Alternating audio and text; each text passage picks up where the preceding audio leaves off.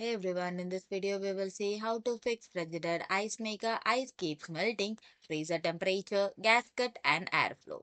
Fix 1. Adjust the freezer temperature. You just have to set your freezer temperature between 0 degree and 5 degree.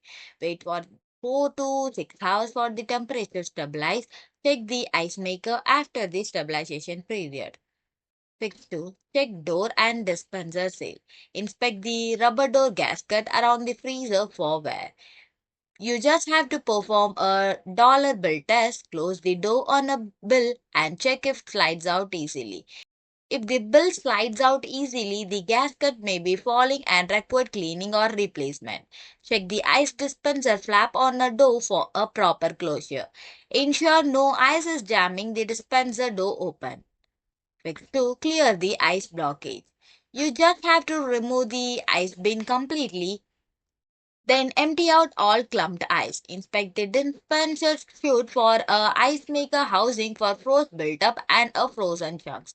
Use a hair dryer or a low heat settings to melt ice safely. Avoid using sharp metal object to prevent damage to coils and trays.